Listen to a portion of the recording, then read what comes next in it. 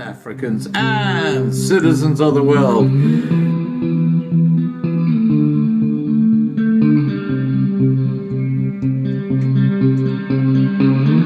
I've been looking around for salvation.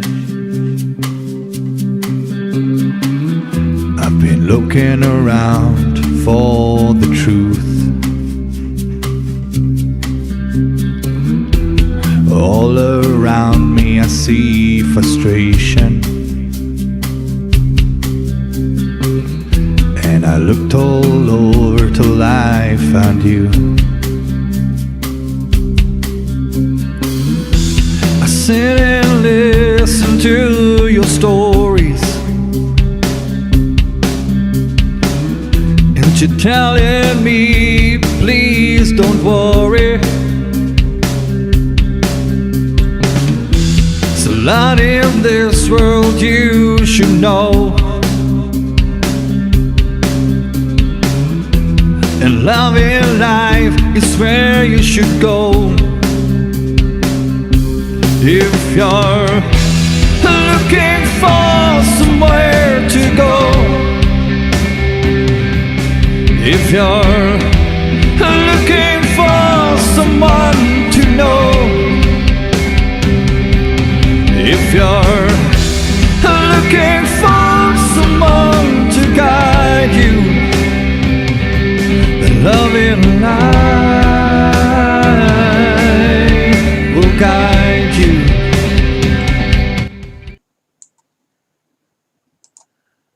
Goeienaand, good evening, fellow South Africans and citizens of the world, and welcome to tonight's live stream. Now, tonight I've got Ricardo Maarman joining us. Ricardo heads up the new Republican Party in South Africa. Tonight we will be discussing the crisis in South Africa, looking at various aspects of this crisis from different angles and unpacking it. Please remember to subscribe to Loving Life to be kept informed and post your questions in the side chat. Let me get Ricardo on.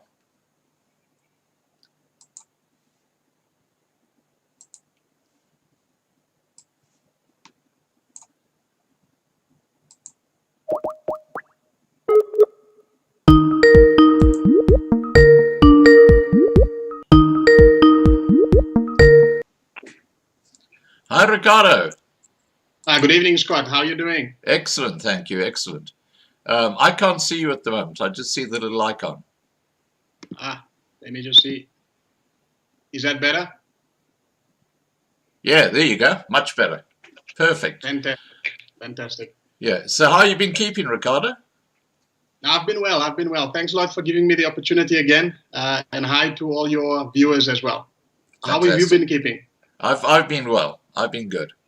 Now, Ricardo, tonight we're going to be talking about the crisis in South Africa. Basically, there are crises in all sorts of areas, and you've got an incompetent ANC government who couldn't hold a barbecue in a park running the show. So, you know, it's not going to get any better. What I'd like to do tonight with you is unpack those various aspects of the crisis, starting with the financial crisis. Tell us about the financial crisis that's happening in South Africa.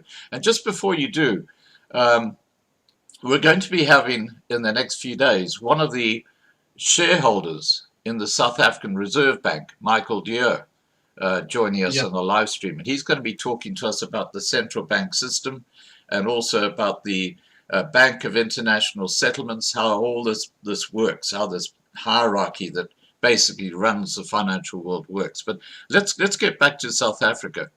Okay, so South Africa is in a financial crisis. Why? What's happening there? Look, we're in a financial crisis for a number of reasons. You know, many of them starts with the Constitution. So basically, the first reason why we're in a crisis is because of bad management of our public finances. The ANC has had no restriction whatsoever on how they can tax South African citizens, how they can spend our money, etc. So poor management of our finances. And secondly, we are in crisis because financial crisis because we have an enormous amount of debt that we owe, both to financiers in South Africa and financiers internationally. And then, of course, coupled with both that mismanagement of our public finances, the unbelievable debt that we have in the international world, we also have corruption that is running rampant.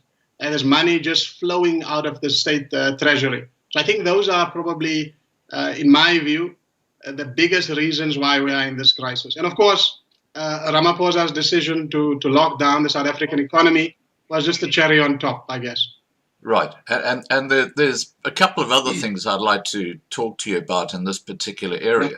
Firstly, the nationalizing of the South African Reserve Bank. How is that going to help this crisis?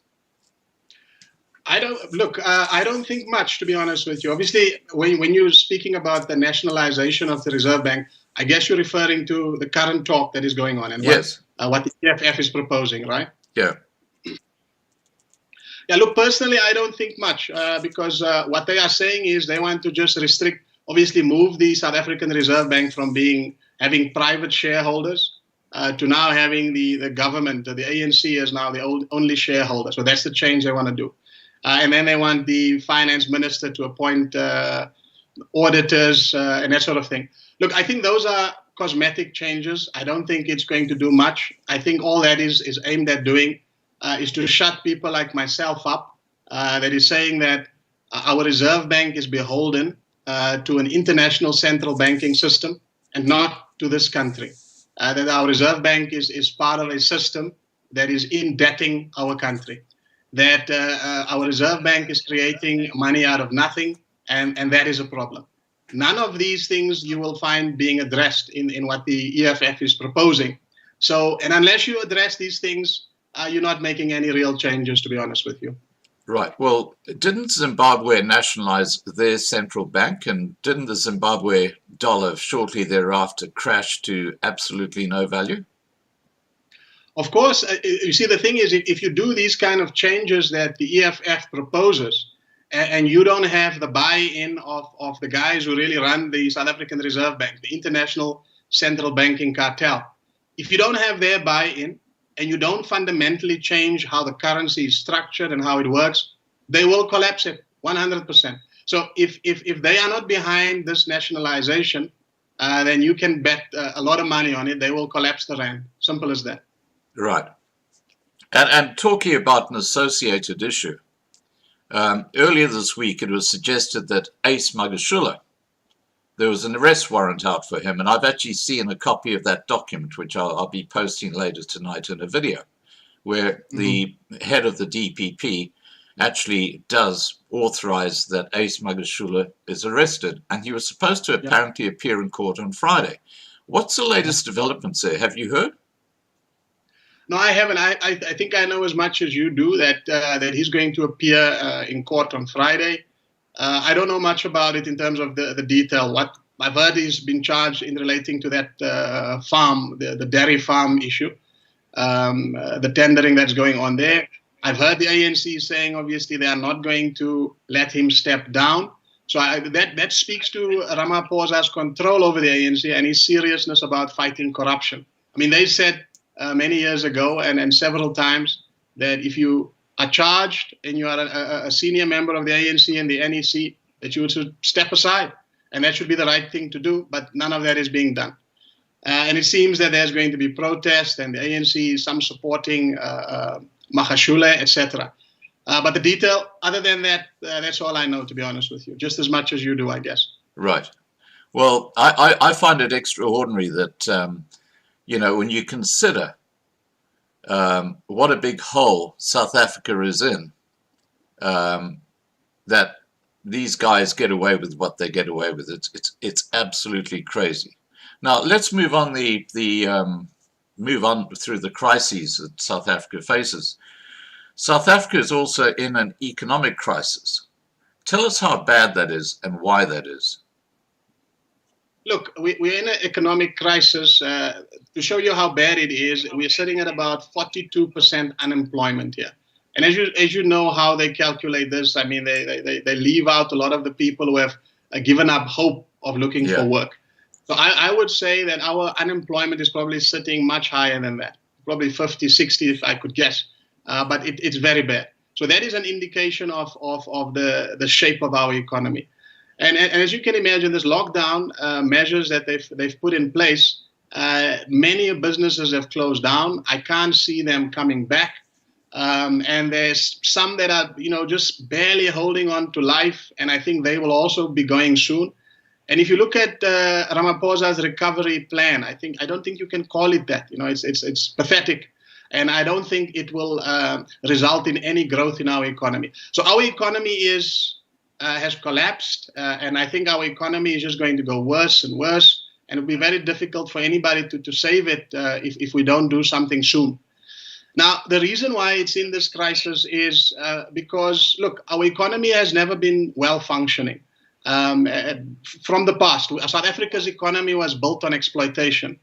South Africa's economy, our resources were supposed to feed the rest of the world. And we're just a feeder economy. That's how it was supposed to be. Those ones who are running the world, they come here to exploit as much as they can. Those things have never changed. South Africa's economy was never fully industrialized, even though we have such a wealth of natural resources. The economy was never really balanced out, turned into a well-functioning economy. There's all the potential to do that. So the ANC's never done that for years, and that's why our economy was already on the brink, to be honest with you. And Ramaphosa has just delivered us the killer blow with the lockdown. So that's why we are in this crisis. And the crisis is very bad and getting worse every day. Well, I just want to add to the unemployment situation. I actually took some notes, and this is from an article. They say the unemployment crisis in South Africa, according to the expanded definition, has increased by 7.5 percentage points to 43.1% in the third quarter of 2020, compared to the second quarter of the year, according to the results of the Quarterly Labour Force Survey, or QLFS, issued by Stats SA on Thursday. Now, it's interesting because Stats SA said in 1994 that the unemployment rate was 20%. So if you consider the country that Ramaphosa and the ANC were given, they have completely trashed it, haven't they?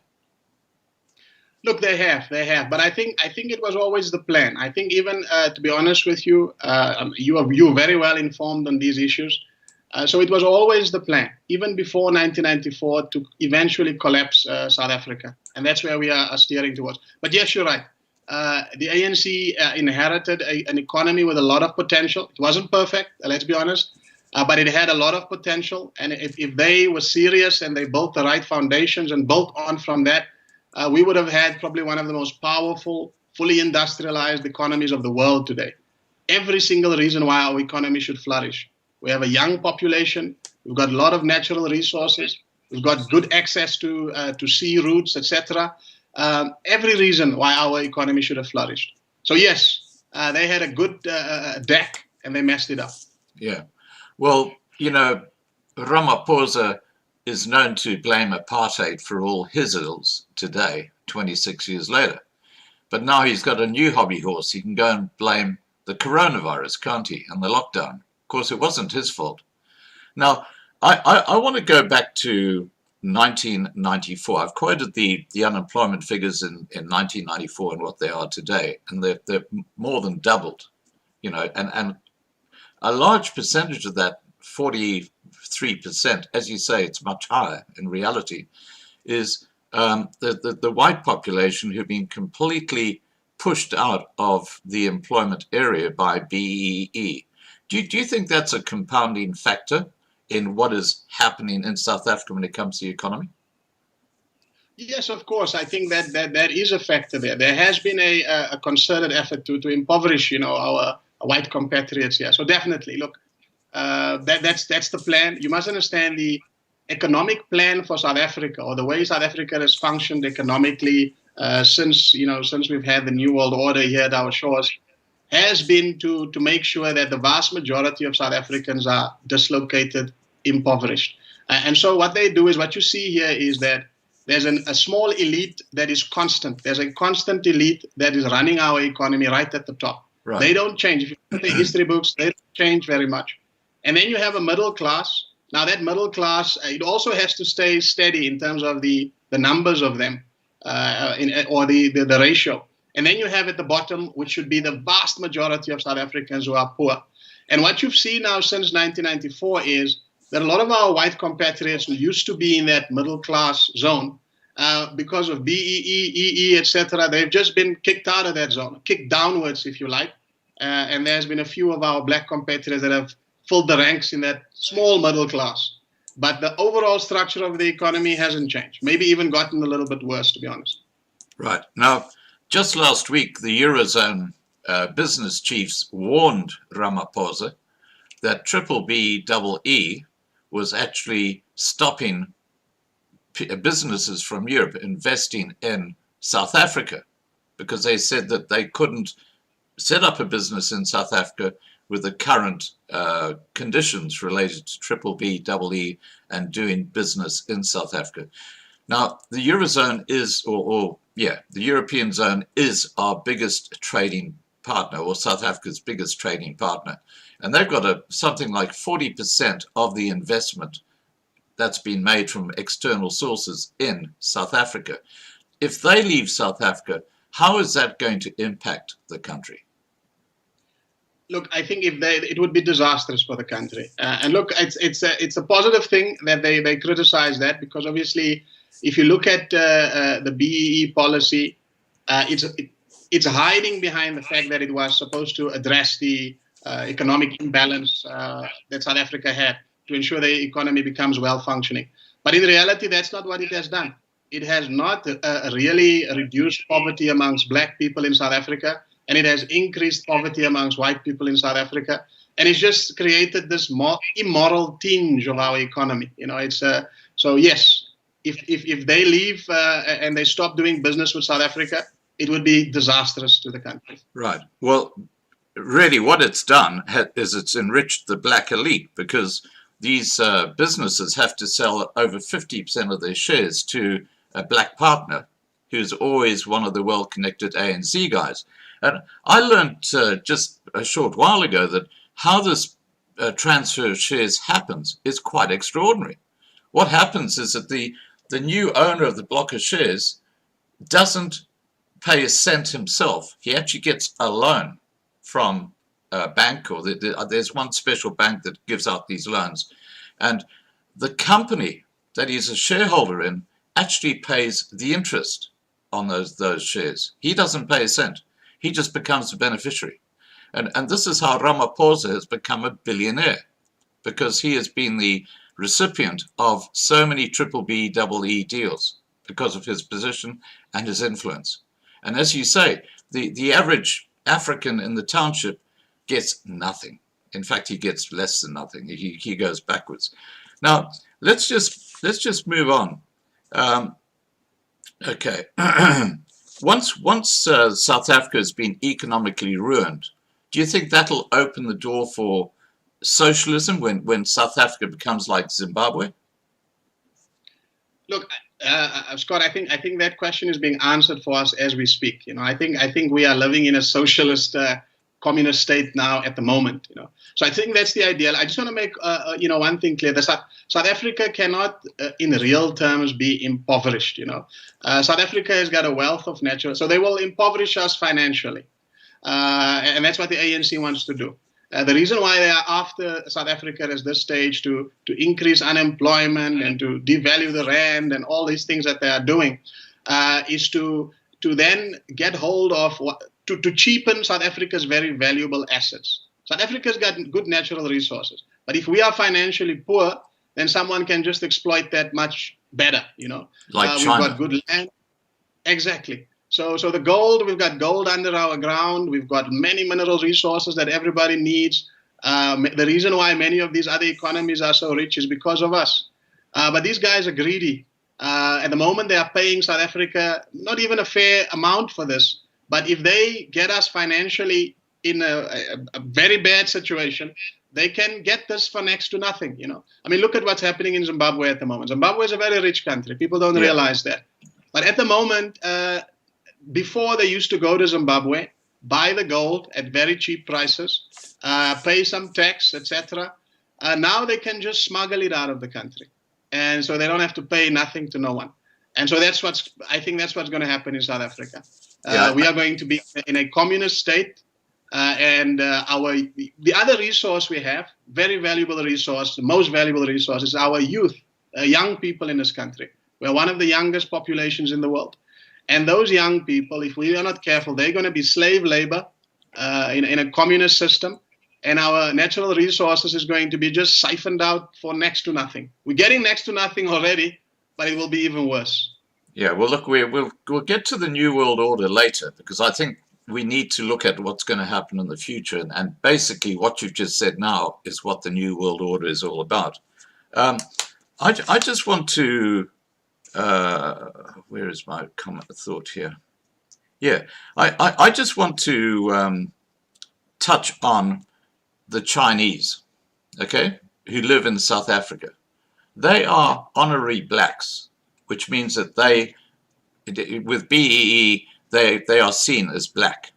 Now, the Chinese have been in the country, most of them, for less than a generation. The white population has been in there for hundreds of years, and their ancestry goes way back. You know, this is clearly persecuting not only the white population, but the colored population and the Indian population. How do we get rid of that persecution? We have to change government, unfortunately, Scott. I think that's where we have to go. And look, we have to dig up some of these immoral laws and things that they've put in place. Look, the big threat here, Scott, is that whatever you want to look at our past is, but the white population in this country have accumulated a lot of skill. They have a lot of know-how. They've been at quite good relationships in the past, unfortunately, with the same people that are now manipulating the ANC. And so what the danger is, you do not want to combine black and white in this country. Right. Because if you do that, you have a lot of skill that has been acquired. I mean, South Africa was on the cutting edge of many of the research, that kind of stuff that the West were doing. And now you have a very young and robust population, a population that has a lot of creativity, capacity to learn, and that is, in the black community, and our natural resources. So if you bring that together, it will be unbelievable. So what you have to do is you have to marginalize white people in the country, and you have to alienate them from black people as much as possible. If you do that, the country will always be weak and dislocated. So that's the idea behind this, and I hope our white compatriots understand that, and that they don't let this situation let them have animosity towards our black compatriots, because the idea is precisely to do that. But if we can look beyond that, we can combine together, and then that's the very thing they fear, and that's the very thing that can make South Africa, in my view, the best country in the world. Right. Now, before we talk about the next crisis area, I just want to address, we've got about 600 people watching at the moment. Please, guys, remember to subscribe to be kept informed. And if you have questions you'd like to put to Ricardo, please just put them in the side chat, and I'll put those to Ricardo a bit later. Now, among all these crises that South Africa faces, right now is a political crisis. And the political crisis is happening within the ranks of the ANC. And I touched on Ace Magashule a moment ago, and he's now saying, the court system has been used by the ANC faction on the other side to try and bring them down. And he's got a huge amount of support at the top of the ANC. People like Dlamini Zuma, Becky Cele. I mean, there are some very senior people in the ANC hierarchy who are in Ace Magashule's camp. And Ramaphosa is basically sitting on a knife edge, because if they got enough support, they could unseat him and put someone like Dlamini Zuma in there. Now, let's take a worst case scenario where the ANC fractures completely. Do you think that the group who don't like Ramaphosa, it's actually two oligarchies when you think about it.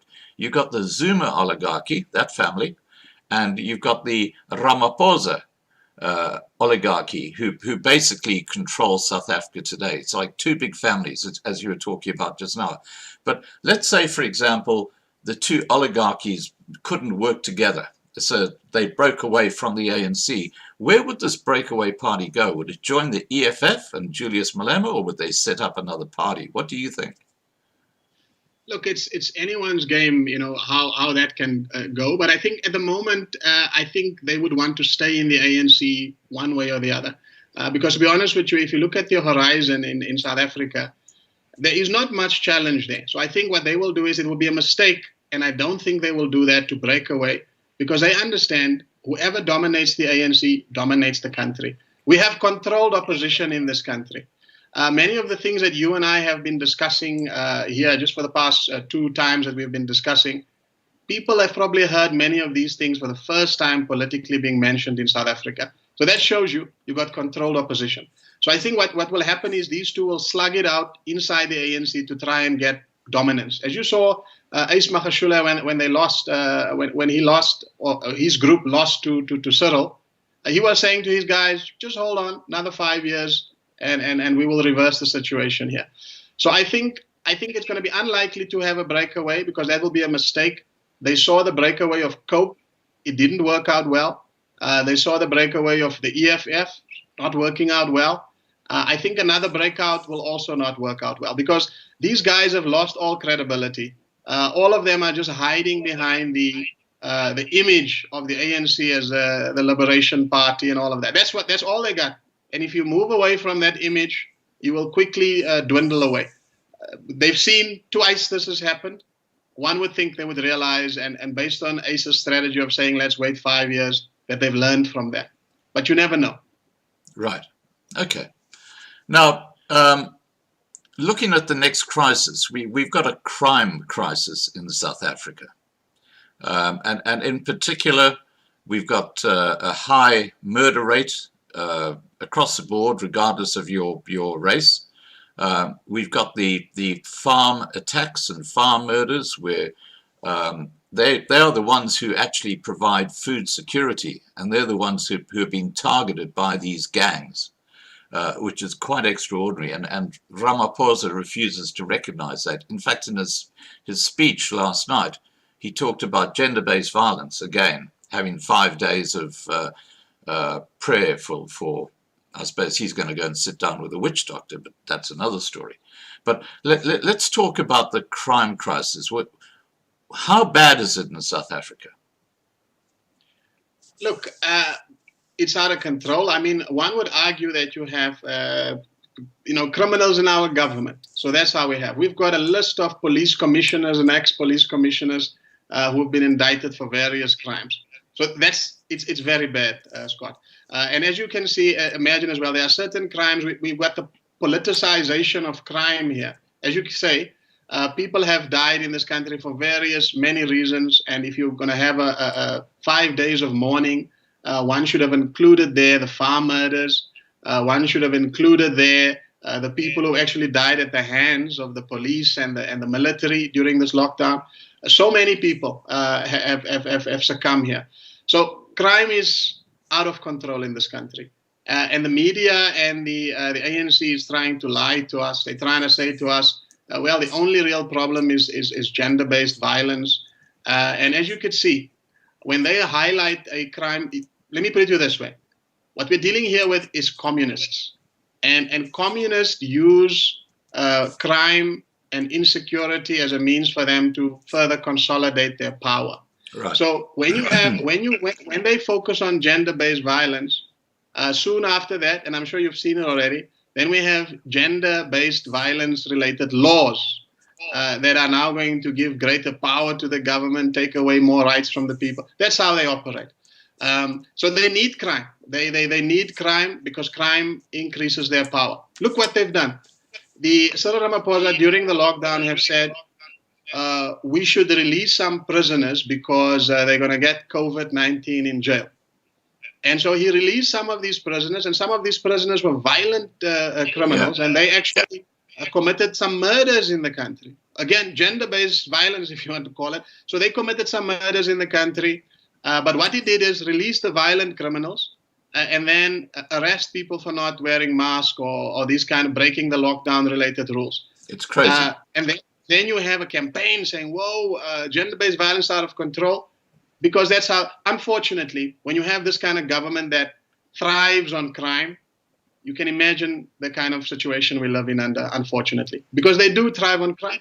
Yeah, well, I have to tell you that the fellow they let out on bail, the guy who was alleged to have murdered that young fellow, Brendan, I've forgotten his surname, but that young 21-year-old guy, the one they let out on bail, he's back behind bars for cattle theft. These guys should be locked permanently behind bars, but as you say, this ANC government are letting the crooks out, and that's why there's so much crime in the country.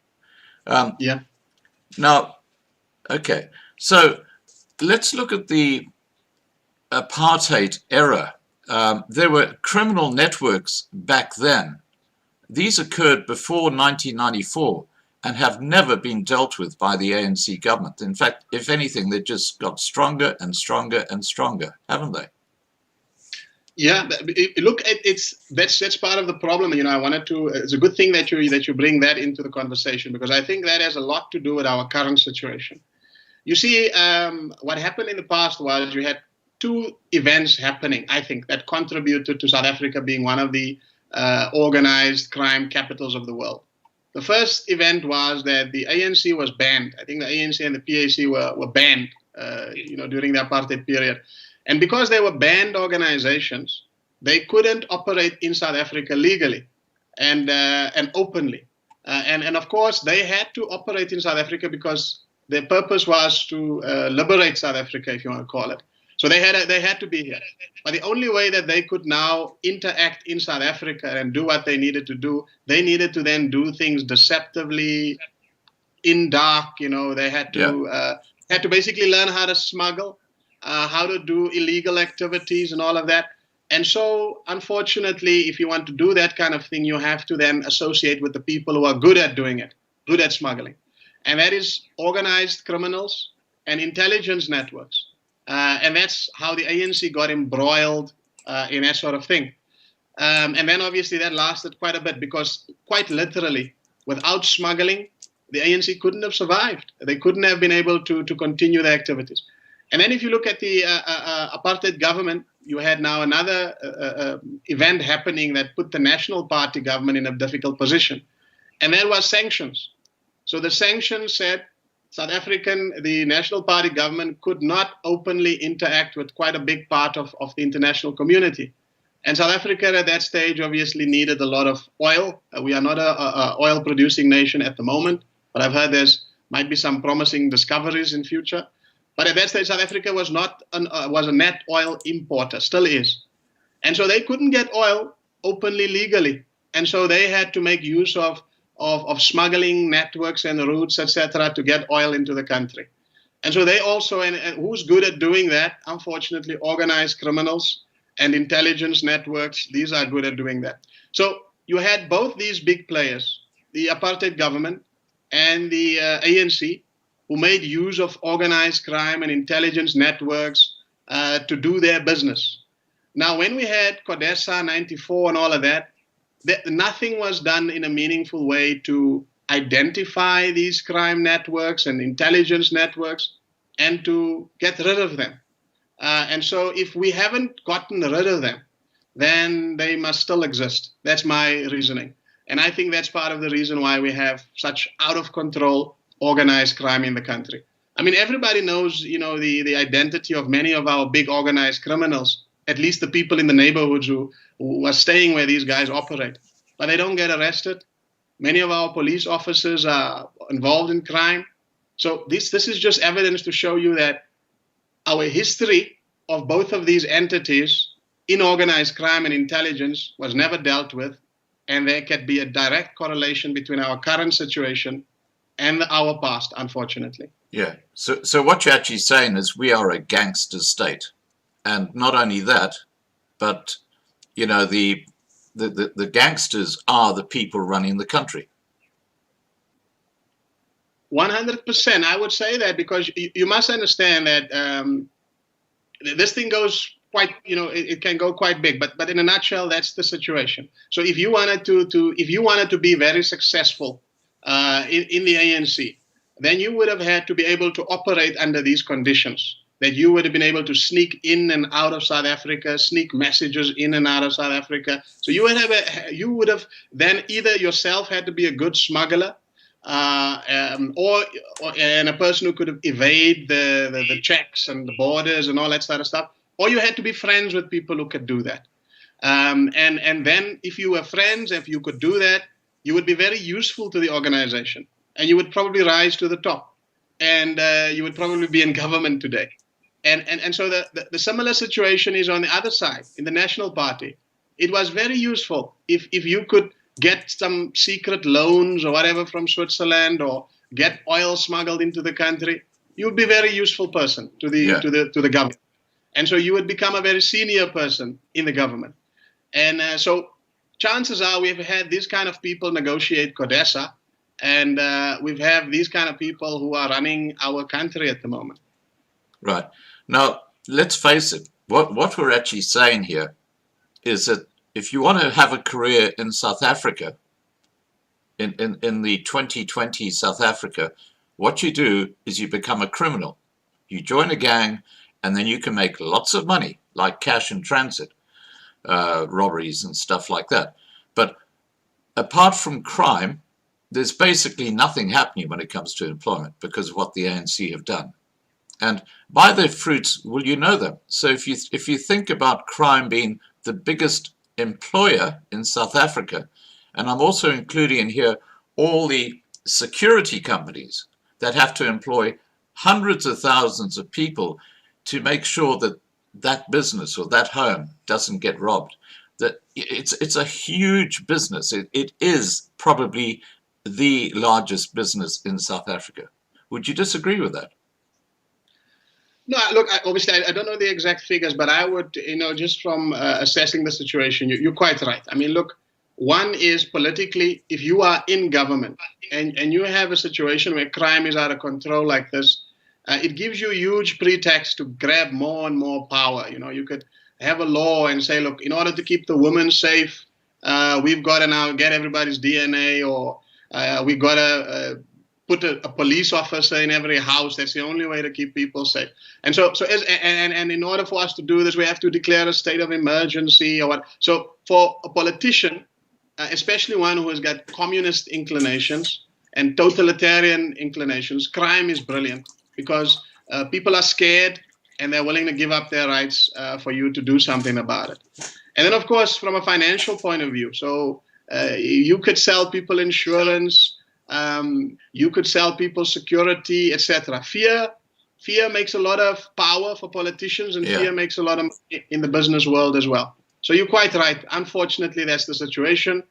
But it's a situation that we have to understand where it comes from and how it operates, so that we don't become victim to it and be deceived by it, and so that we eventually can make South Africa into a true paradise and not a gangster's paradise. Yeah.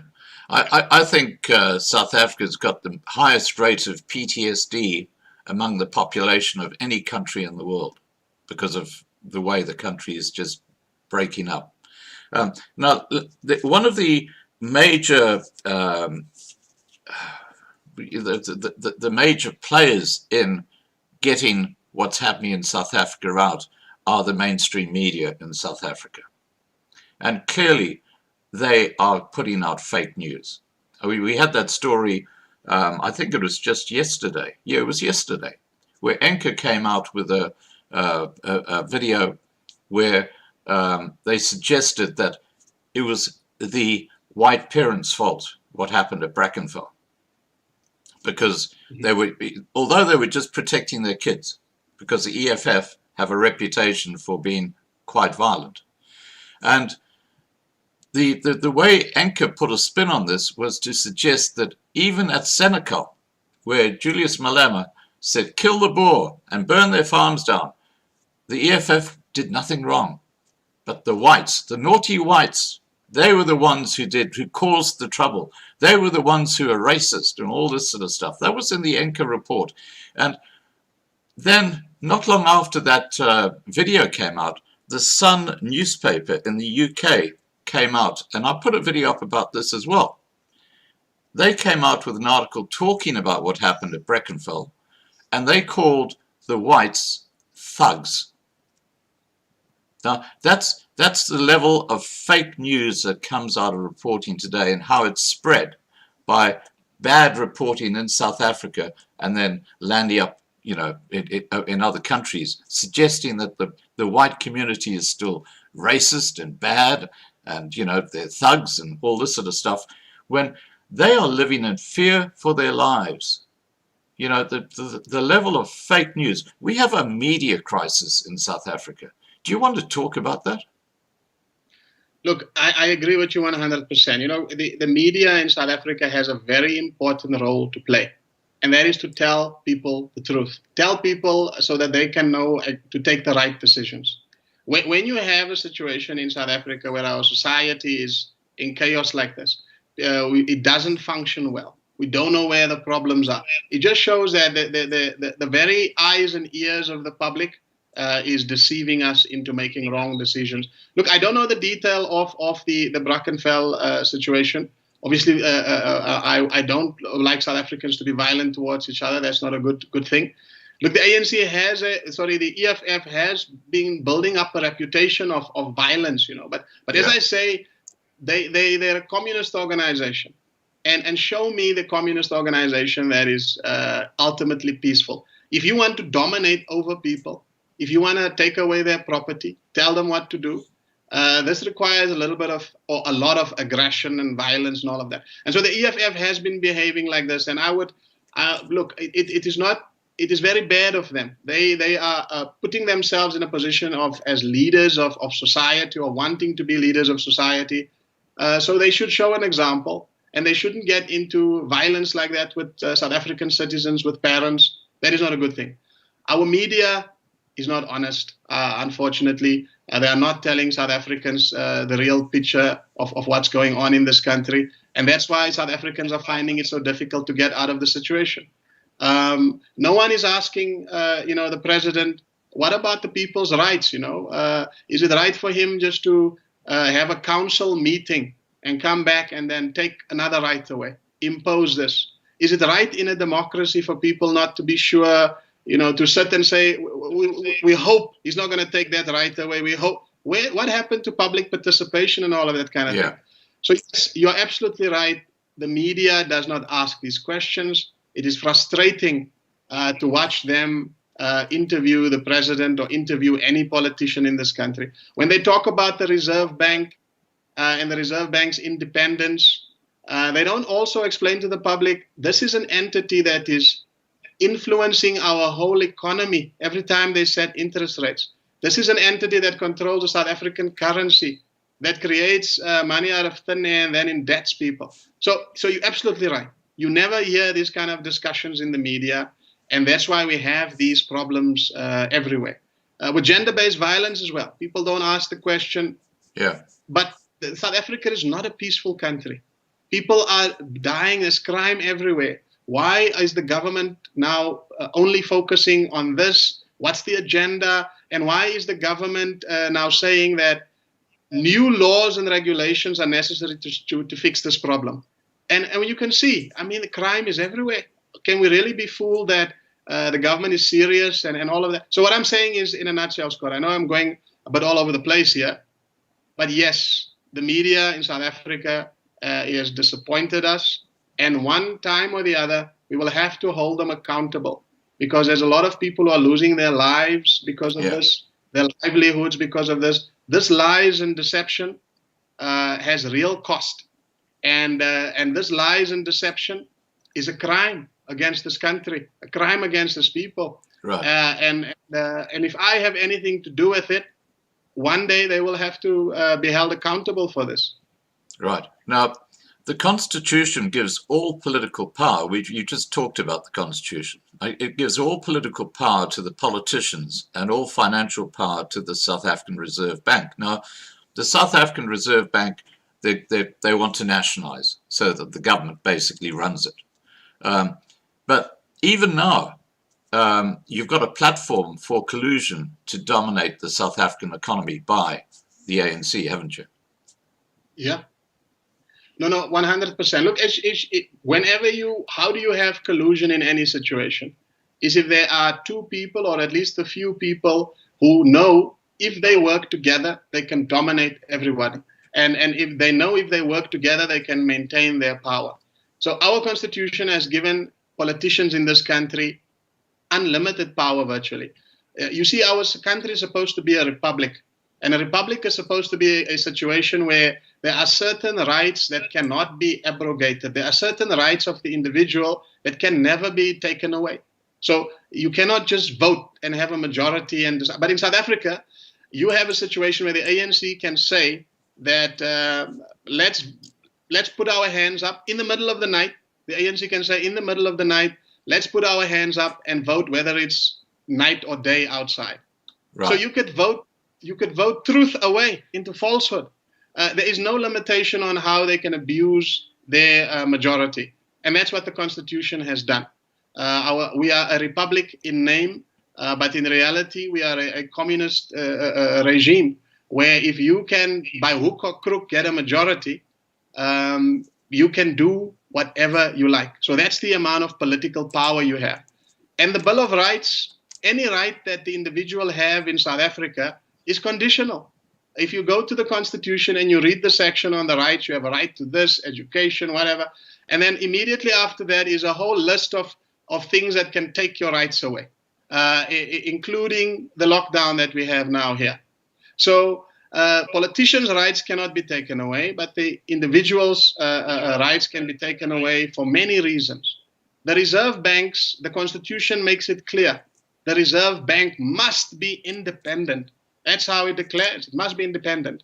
And the Reserve Bank must do what other central banks do. I mean, that's how vague it is. You know, it has no control in the country. So these two, with this kind of power that they have, they can ensure that this beautiful country with all its natural resources, with all its young people and youth, that between them, they can work together to ensure they dominate this entire society. And that's exactly what they do. The ANC is busy regulating every single part of our lives. They can regulate our wealth away. And the Reserve Bank and the other banks, they own this whole economy.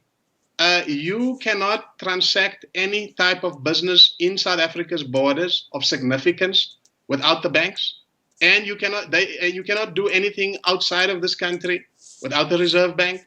And they can shut you down for whatever reason. So that is a perfect recipe for collusion. And under that as well, you can put the whole thing of black economic empowerment. You can see that black economic empowerment to some degree is an example of this collusion.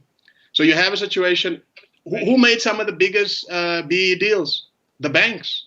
Now, what I'm saying as well, in future as South Africans, if we are serious about our country, we have to investigate this as well. What do you call it when a business person or a business entity gives money, favors, or whatever to a powerful politician, and the powerful politician in turn makes rules, regulations, spends money in favor of this business? It's corruption. Yeah. And BEE has a lot of that to it. It proves my point of collusion as well. Right. Now, we've got 700 people watching us at the moment, and I just want to address them quickly. If you haven't subscribed to Loving Life yet, please do so, and please like this video. Let's get it way up over 220 likes. And also, please, if you'd like to put a question to my guest, Ricardo Maarman, please just put it in the side chat and we'll present that to him later. The subject is the crises happening in South Africa, and we're just going through them one by one. Okay, so let's look at another area which you just touched on, which is the health crisis. You know, you look at the public health system, it's in a complete disarray right now. It is just absolutely shocking. And yet the media, again, we're talking about the fake news in South Africa, hardly touch on what's going on in the public hospital system. But you ask anybody who's been to one of the public hospitals, with very few exceptions, and they'll tell you what chaos is going on inside that public hospital, which are now really seen as a place that you go to die. So you stay out of the public health system to try and keep yourself alive, even if you're very sick. That's how crazy the system has become. What's the answer to this? Look, the answer to many of South Africa's problems is we have to have another government in place, unfortunately. We have to have a government in place. South Africans need to stand up. South Africans have to take many of their functions in our society in their own hands. That's the only way it needs to be done. But as you can see here this is part of the plan. To make sure people are living in fear, because that's another fear. If you are afraid to go to the hospital, you are afraid, you are worn down emotionally, you must be in this stressed out situation. And I can assure you, what is the solution?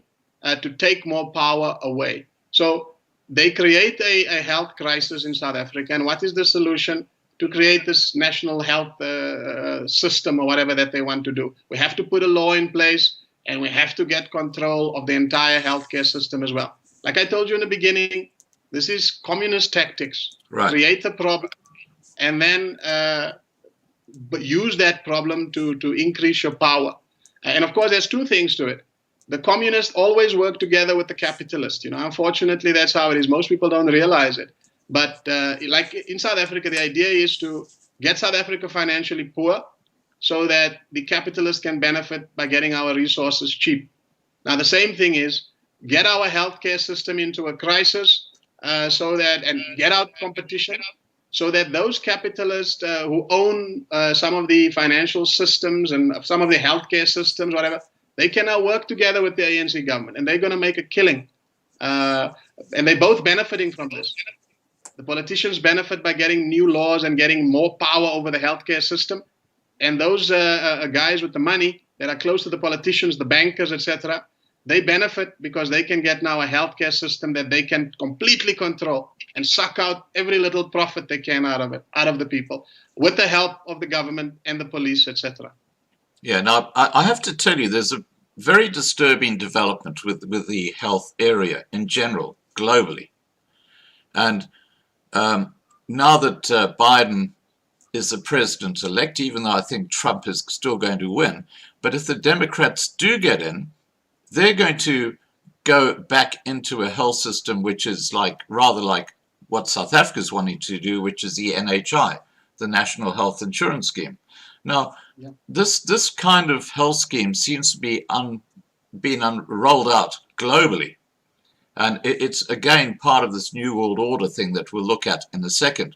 But what I wanted to ask you is, how can South Africa afford to set up a national health insurance scheme when we haven't got enough money to bail out South African Airways, which they've totally destroyed?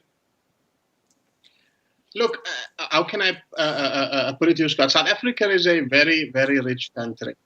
We can afford to do this if our finances are well managed. Like I say, these guys are, what they're doing here is, if I'm put in charge of a business, but I have a buddy on the outside that wants to buy it, so I then run the business down the ground, knowing that the business has got good assets, and so if it's financially poor, you can come in and buy out the assets. So that's the situation. So yes, South Africa does have the money for us to have one of the best healthcare systems in the world, but why don't we have the finances to pay for it?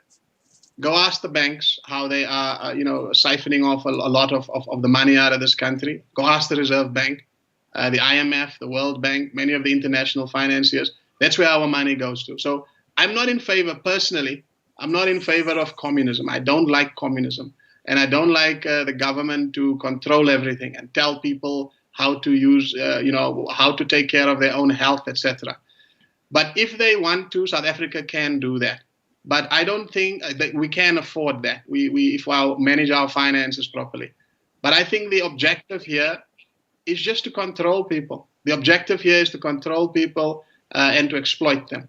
That's why they want to consolidate the health systems like this. Right. But we can afford it, Scott. South Africa has a lot of money. Okay. Now, just cutting and pasting a few of the questions that are coming through now. Okay, right, got those.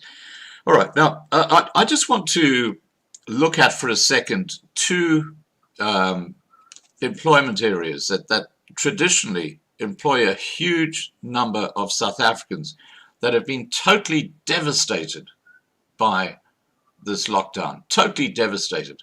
And they are critical to South Africa getting finance come in or people spending money in South Africa from overseas. And the one in particular is the tourism industry, which has been completely destroyed.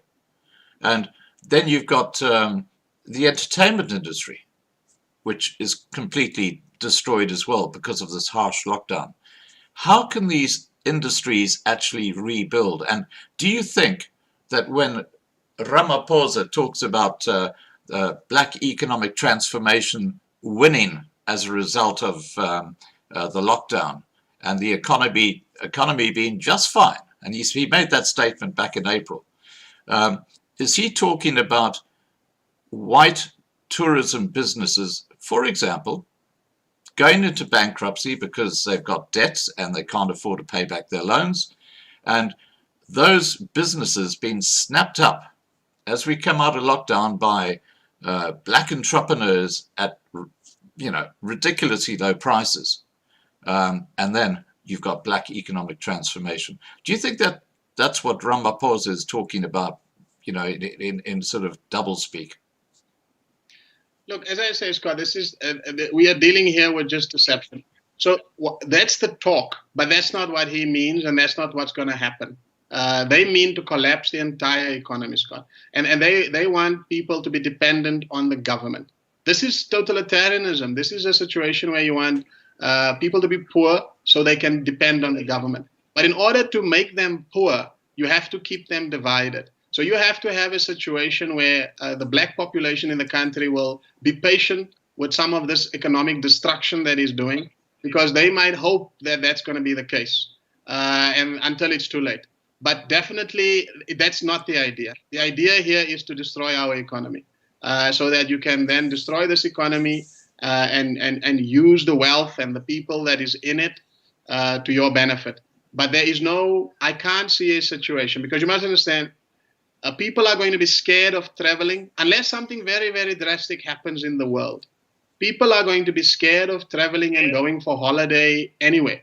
And even in South Africa, he says now he's lifted it up and they're going to make money available to supposedly black businesses in the tourism industry. But at the same time, you still have us on lockdown level 1, and you threaten that as soon as there's too many people coughing, you might increase to level 4 or 5. And so who wants to travel to a country where you have that situation? So he's not serious. This is lies, Scott. Like I say to you, the same thing as well. When they say they want to stop gender-based violence, it's lies. Or any violence in the country is lies. They just use that to get more control. They're not doing anything meaningful. They're not training our police. They're not increasing the police resources, whatever. They're not serious about crime. So they're lying about that. The same thing with the economy. Cyril Ramaphosa is not serious about saving and fixing this economy, but he doesn't want to be stopped now while he's busy breaking this economy down. And he thinks the only people who can stop him is a black majority. So let's lie to them while we break it down, and they will wait and hope and see, and then I break it down in the meantime. That's his strategy. Okay, well, I've got one simple question for you. You said that the black population need to be patient, okay, while they're going through this process. How do starving people be patient? They're starving. They're dying of starvation. How can they be patient? What they're going to do is they're going to find any which way to get money to buy food. And that's what's pushing crime right up through the roof. So what you've got is a situation in South Africa where this crime crisis we talked about just now is going to get even more crazy, don't you think? But how can the black population be patient? Look, as I say, people, that's the plan. Like I say to you, the way I see it and the way he's doing it is to say, look, let's divide the South African population on this issue of the economy. And how do we divide them? We make sure that we impoverish both of them, but we promise one of them we're going to help them. And then hopefully they can be patient. And so when these two parts of our economy don't work together, they can't do nothing about me. And amongst, obviously, the poor, there's levels of poverty here. So the ones that are very poor, I'm going to give them 350 Rand, and that will keep them passive to some degree. And the other ones will, they have a little bit of money or a job here. They feel there's a bit of hope. This is a divide and rule strategy, and this is buying time. So you want to destroy it to a point where there's no turning back. They can't stop you anymore. And you must understand, the last draw or the last card here in a communist system like this is that eventually when the people realize that you don't mean them well, then you've weakened them psychologically, you've divided them, you have impoverished them, and now you can put a boot to their neck with your military force, etc. So yes, you're quite right. The people can't remain patient with this situation. I think they calculate that they will be able at least to give them food parcels or whatever to keep them patient. I think they won't be patient. And I think with your help, Scott, we're going to make sure that they don't stay patient, that they demand their rights, and that they realize the deception that's going on here. So yes, he's planning what he's planning, but we can see what he's planning.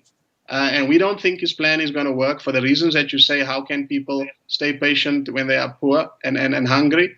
And we have to show the people a solution and a way forward. And then it will even be more difficult for him to stick to this course that he's sticking to, looks like. Right. Now, that 350 Rand, first of all, it's a pittance. It's a tiny amount of money. But he said that's going to stop in January. And he said it's stopping in January because the country can't afford to keep paying that sort of money. Now, what's happening is that the money supply is it's unwrapping. The taxation coming into South Africa from taxes has completely crumbled away. That base of money, which is largely from the minority groups who are providing most of the tax. So without that tax coming in, you can't actually do stuff because you don't have the money there. So we have a tax crisis in South Africa, and part of that is a brain drain that the ANC are causing. Tell us about the tax crisis and the complete at odds, the amount of money they're spending and the amount of money that they're getting in from tax. Look, as I said, Scott, you're quite right there. We're heading for a very, very steep crisis here. Look, firstly, on the issue of the 350s, I think, look, what you're seeing here is he's testing the resolve of South Africans. So they are announcing they're going to cut it now in December and see what happens. There's not a big reaction. Okay, we're going to do it. The people react a little bit of criticism. Okay, we're going to extend it to January. This is testing the people out, testing the resolve, testing when we eventually cut it all together. How big is the protest we're really going to get? And how strong is the will of South Africa and all of that kind of thing. So I think that's a bit of playing with people around, and also to keep people, as we said, the other objective of communism, keep people on edge, keep them in a state of uncertainty, in a state of fear. Because if they're in a state of uncertainty and fear, they don't think clearly, they can be better deceived, and they are willing to give up their rights. And you can use them to bully others. So you can say to the people, if you want to continue receiving your 350, then maybe we should take something from the other people, because these other people don't want to share. They got bigger houses, they got more money, so like the pension funds. Yes, exactly. So that's what they want to do here. Yeah. So it's part of the reason keep people desperate, so that you can use the population against each other. I mean, this is the kind of tactics these guys do. As far as the tax base is concerned, you're absolutely right. I mean, they have just decimated the tax base. And I don't think it'll recover soon. We're going to have a huge deficit. The financial trouble of our country is going to spiral down. And you must understand one thing. The people that are borrowing money to this country, they are borrowing money that they create out of thin air. Exactly. So by the time this country is up to its neck in debt and we can't afford nothing, which is going to come very soon, as you say, if we not collect enough taxes, then they're going to say, okay, unfortunately, guys, you can't pay now, so we're going to have to take some assets. Because look how much you owe us. You owe us 80 trillion or something. Yeah. And then say, okay, please just take it. Just we can't pay the 80 trillion. And then guess what they're going to do? They're going to take whatever we have and they're going to go back to their ledgers or financial books, and they're just going to draw a line through the 80 trillion or whatever we owe them, because that's all it is. It's nothing. But they're going to get so much out of that nothing. So You're quite right, Scott. Our tax base is going nowhere, but that should show you that there is no intention from this government to rescue this economy, whether for blacks or for whites. There is no intention whatsoever. This guy is deceiving us, and he's doing a good job of it, and he seems to be getting more calmer as he's deceiving us. But that's what he's doing. It's just deception. There's nothing tangible out of this. There's no recovery out of this, unless we try to force these guys or get to the street, petition or whatever, and say they need to step down, and we get some people in charge who are serious about reforming the economy and reforming the country. Right. Now, I just want to pick up on your point about money being printed out of fresh air. That's why it's called fiat money. For people who don't know, that the money we use around the world today is not backed by anything.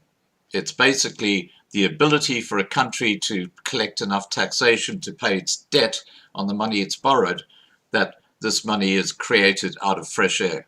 It's called fiat.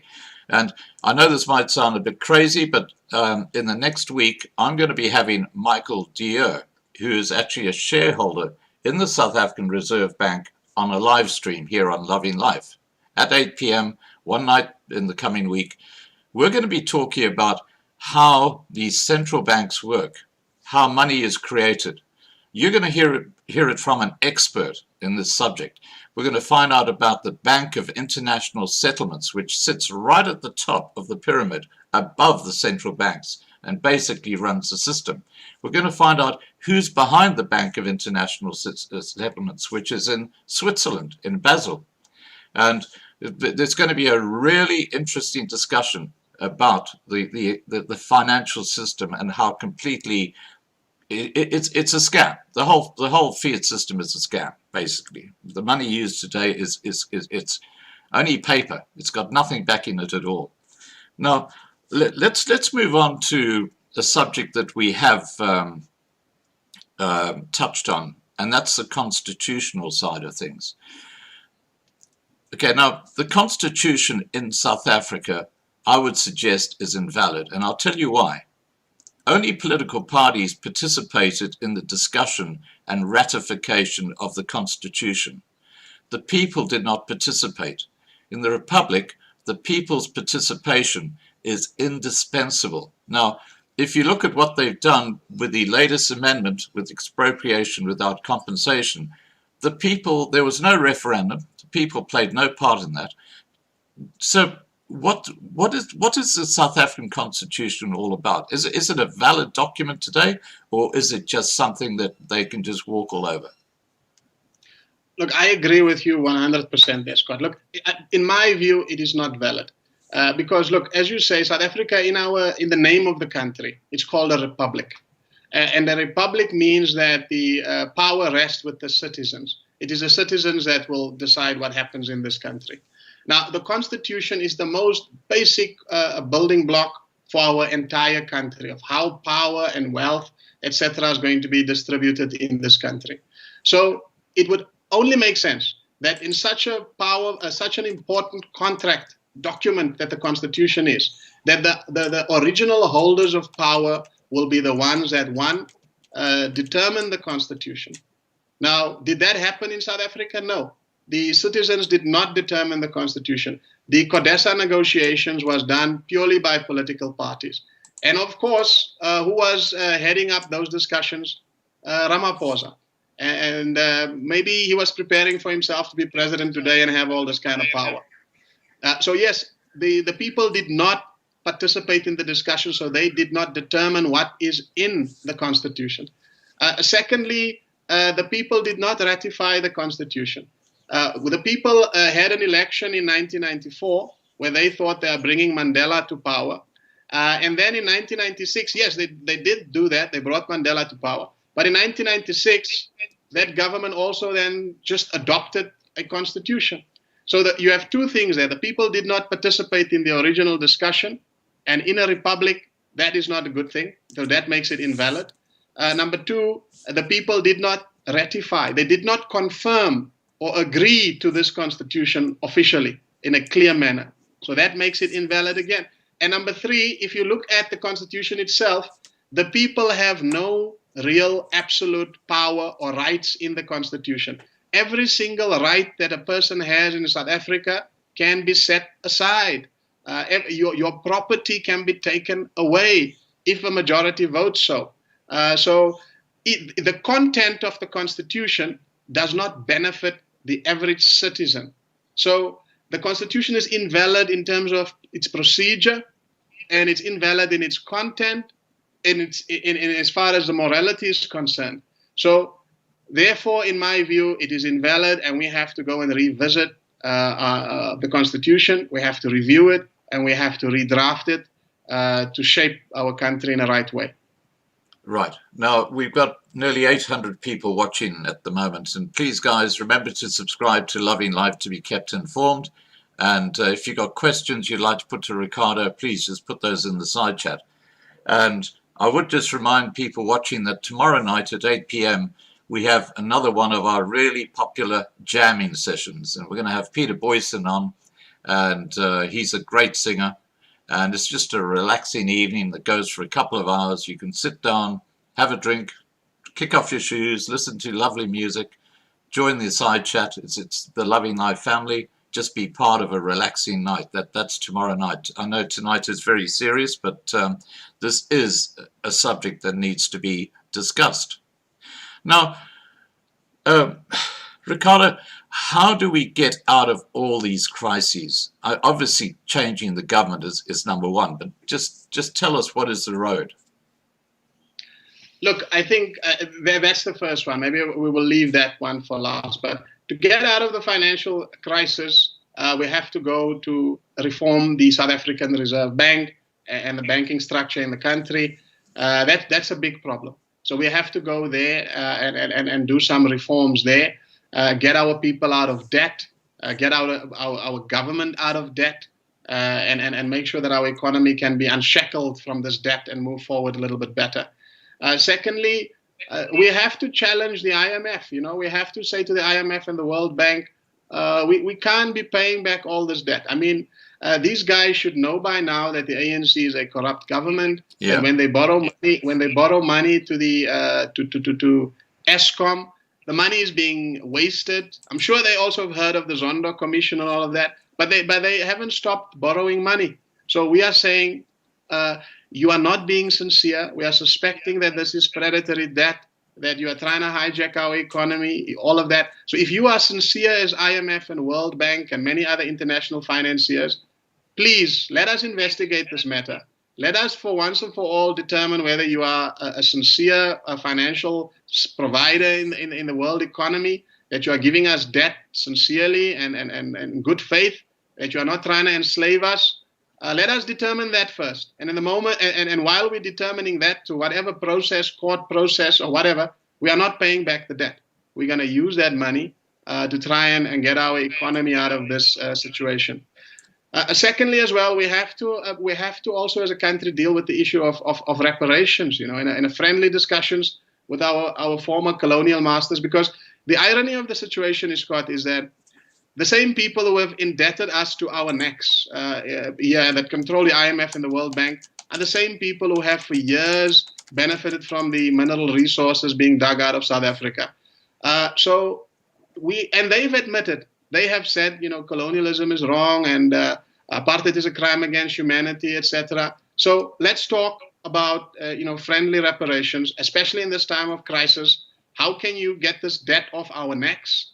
And how can you, contribute to our economy so that our economy can recover? So those are the things I would do financially. And then, of course, moving forward, Scott, we have to industrialize this country in a hurry. We have to make sure that our housing crisis in this country is gone, that we have a proper transport system in this country. Once we've recovered the money in the way that I described, we can then spend it on all of these things. and then I think we should get ourselves in a good position.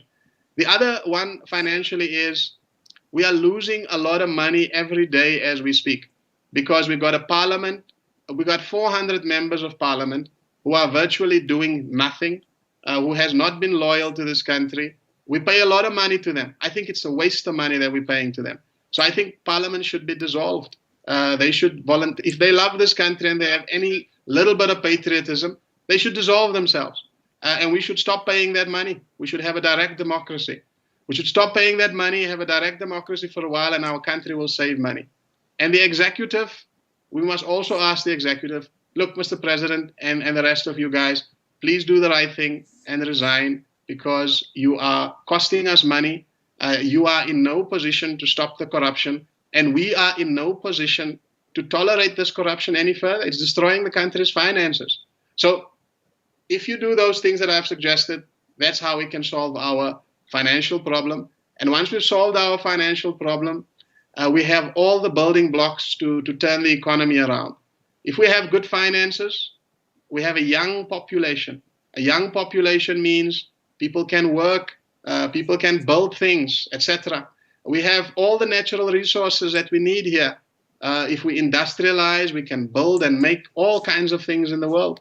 I've now heard recently there's been gas discoveries off the coast of South Africa. So that will give us a good energy supply. And that'll make our economy almost perfect, if you like. Right. So we will have our natural resources, we have our gas, etc. So these are the things that we have to do. But the first place we have to start is we have to try and put pressure on this government to resign. Maybe we can discuss that a little bit later as well. Right. Now, what about the crime crisis? You know, this is absolutely out of control. You mentioned the gas offshore. Now, when something is built in South Africa, invariably someone goes and blows it up. Now, a gas pipeline crossing South Africa would be like, you know, target practice for someone, because they've used bombs to blow up CIT vehicles. Now, you can just see what's going to happen. They build this gas pipeline, and someone will go there with a bomb and blow the damn thing up, and then you've got a huge problem.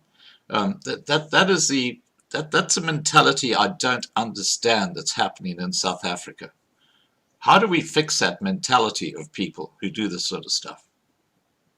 Look, as I say, Scott, I don't really think I think the vast majority of South African people are, you know, peaceful, law-abiding people. I agree. We've seen now how, in my opinion, you know, for many of us like yourself, I'm sure, how annoyingly many South Africans have so, you know, patiently and faithfully obeyed Ramaphosa's, you know, totalitarian demands and things that he's done. The crime problem in South Africa is an organized crime problem.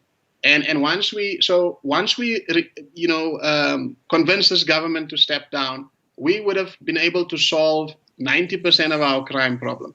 Because you must understand, when people have explosives, this means they must have access to the military, or this means they must have access to very good smuggling routes, and this means they must have good police officers, whoever that they work with, that they can't get caught, or maybe they are on police protection. Yeah. They are state witnesses, who knows? So what I'm saying is, Scott, is much of our crime is organized, the majority of it. And the reason why organized crime survives so well is because organized crime has a partner in government.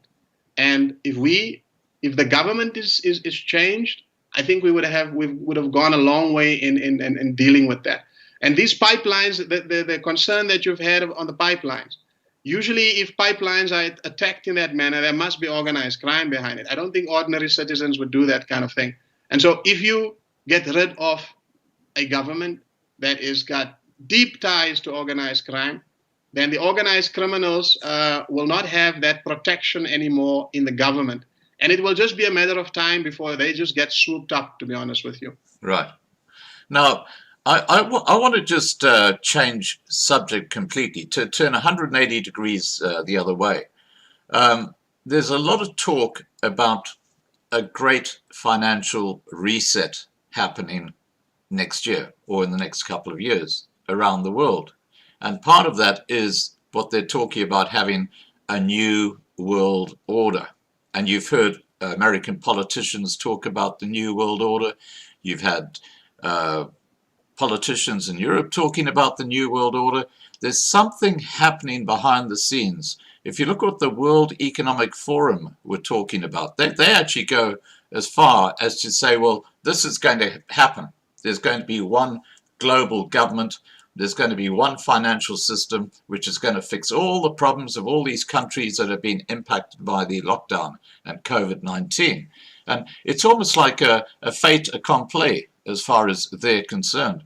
What are your views on this talk about a new world order coming in? Look, I think they, when they're talking about it so hard, they're trying to convince us about it. So I don't think it is a done deal as yet, to be honest with you. So I think they're trying to convince us. I think they're very confident in their plans. Look, they've got an enormous amount of control. They're controlling the media, the information flow as much as possible, but not completely. The fact that I'm talking to you now here shows that they don't have 100% control over the information flow. They also don't have 100% control over the wealth and all of that. They almost there. They're trying to get there. This talk that is so similar around the world, this is trying to mentally condition people. And obviously, as you see, we have fear. We have a lockdown here.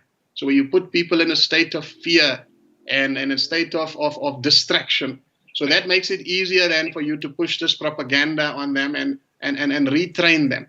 So the first thing you want to do is, if you want to train a dog or anything like that, I'm not saying people are dogs, but if you want to train, you have to first get people's attention. You have to put them in a difficult situation where you can now determine rewards and punishments. And then you have to now send them certain signals. They have to know if something taps here, they got to jump there, etc.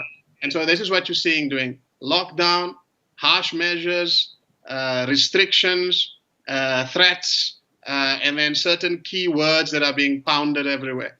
That's what they're trying to do here. They're trying to prepare us for something, for what's coming, and they're trying to convince us that don't even try to resist. We've got this. But when someone is trying to convince you not to resist, then they're scared of you resisting. Right, and of course you have got some countries which I don't think will buy into the New World Order, and I think Australia could well be one of them, hopefully. But I do have to say my own point of view is that the whole coronavirus situation is a scam. I mean, what happened to the flu this year? There was no flu. The coronavirus was the flu. All they did was they gave it a fancy name. The media put the fear of God into everybody about this virus. And, the whole thing is a complete and utter scam, which brings me to your comment about we can still have these discussions like we are right now. Let me tell you, I started putting videos up on YouTube, years ago. But, I only put up one or two every 6 months. But in the last 3 years, I've been putting up videos pretty well every day. And I can tell you, just in the last 3 years, the constraints that YouTube have brought in to limit what I can say, what I can do, and they use the strike situation. If you get 3 strikes, they take down your channel like that. That is how they're actually constraining freedom of speech on platforms like YouTube, Facebook, Twitter, all these very big platforms which are controlled by the same people who run the big media companies. So there are only 6 big media companies left in the world today. And they basically work together and have the same agenda, which reflects in their reporting and the way they report. So we are facing a pickle because, everything is now being concentrated in the hands of so few people. Do you have any thoughts or comments to make about that? No, 100%. Like I said to you, is that they've got a lot of influence. But as I said, they're not 100% there. They still want to get there. And yes, for example, there's a loophole here. So you and I are still communicating, and now what they're going to do is they're trying to move into social media a little bit more. They're trying to control that as well. Now, when they have controlled social media completely, and they're moving very fast there, then we have a problem. So what I'm saying is, these guys are about 90%, maybe even closer to accomplishing total control.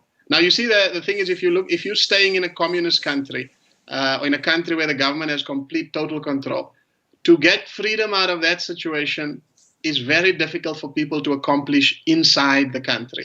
You usually need someone to help you from the outside. You need another government or something to sponsor you. Now, I fear, unfortunately, if these guys get full totalitarian grip on the entire world, I don't know who's going to help us from Mars or something. So what we have to do is we have to try our very best to reawaken, rekindle our republicanism and democracy, and try to stop them. And we have to understand the new normal isn't fully here yet. They're trying to convince us about it. We got to wake up, and we got to stop them before they fully put the cuffs on us. Because if the cuffs are on us, it's going to be difficult to take them off. Very, very difficult. Yeah, no, I totally agree with you. Yeah. Now, before we go into the way forward for South Africa, I just want to once again address, we got well over 700 people watching right now. Please, guys, remember to subscribe to the Loving Life channel to be kept informed. And also, if you have questions for Ricardo, please just put them in the side chat and I'll put those to him. And please make sure you put Loving Life so that it sticks out in the question. Now, Adrian van Zale says, "Hi, Scott. Please ask Ricardo if he was born in Port Elizabeth and if his father is John Maarman."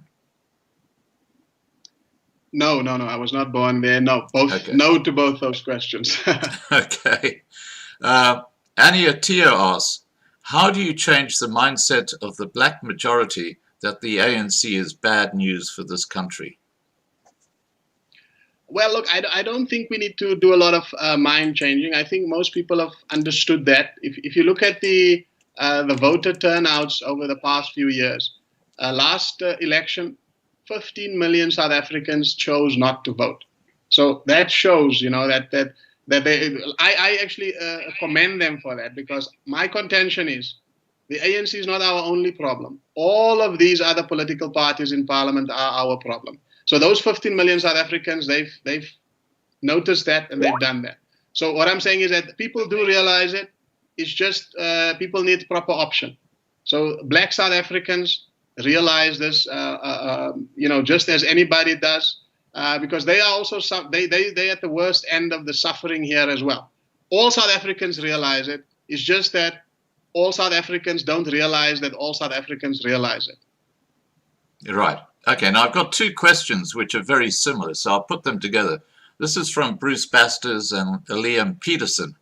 They say, "Does Ricardo support Cape secession?" Or Liam says, does Ricardo support separatism? So basically it's the same type of question. Yeah. No, I don't support that. What I do support is a decentralized form of government. But I think, yes, there should be decentralized form of government. People should have the capacity to determine their own destiny, even within a country. But South Africa is a big country. So in some parts of our country, we should give people a little bit of leeway to determine their destiny and live like that. But to separate from the country would not be a good idea, because there will now be a much better opportunity for the New World Order to divide and rule us. So we should stick together as much as we can. But obviously we should try and change this centralized, suffocating form of government that the ANC currently has. Right. Now, Sovereign Air has said, are you asking for reparations from whites? In other words, for the whites to have to pay something? If so, how does Ricardo justify no hard-working, decent whites will accept this? No. Look, whites in South Africa, they are our brothers and our sisters. And it is my view that we've been both victims from, external manipulation for a very long time. And so what I'm saying is the real beneficiaries, white people in South Africa, have not been the primary beneficiaries of our gold and diamonds and all of the wealth that has been dug out and exported out of this country. So I would like to have a discussion with those countries who have received our gold and diamonds over many years. And I would like to have peaceful, respectful, amicable discussions with them on how they could, give us a fair share out of all of the wealth that they've taken out of our country. Considering, of course, that, a lot of hands have changed, a lot of generations have changed here. That's why my emphasis is it should be friendly, amicable discussions, because we are talking now maybe to countries who have even changed. Their colonial stances and all of that has changed. So we can't go there or have the attitude of finger pointing and demanding and that sort of thing. But we have to just morally, respectfully discuss it. But short answer, no, not to white people in South Africa. They are our brothers and sisters. No reparations that they should pay. Right. Okay. Now, Lord of Ice Coffee, now that's an interesting username, says, how do we punish a fake media legally into telling the truth without twisting the words or fake framing? We should have laws to that effect. I mean, we should have law. I think there are laws, but they are so vague and they are probably not even implemented. But we should redo our constitution. A country cannot function well if it is operating on lies and deception. And the media is supposed to be the one that gives us true information so that we can take good decisions and then have a well-functioning society. So simply put, we should put these guys to trial. So if we have a new government in place, we should keep people accountable for the lies that they've told. And if those lies have cost people lives, then they should be held responsible, accessory to murder or whatever the case might be. Right. If they've led the people into economic sabotage with their lies, they need to be held responsible. If there's not sufficient laws, we need to make them. Yeah. I think what needs to happen is that the media in South Africa need to be broken up into totally independent owners, not have Naspers, for example, who just about control the media in South Africa, pumping out all the crap that they do. If you've got different owners owning each media, like Anchor, News 24, Mail and Guardian, Daily Maverick, if you had totally different publishers for each one, you would have a diversity in views and you would get a balance in reporting that way.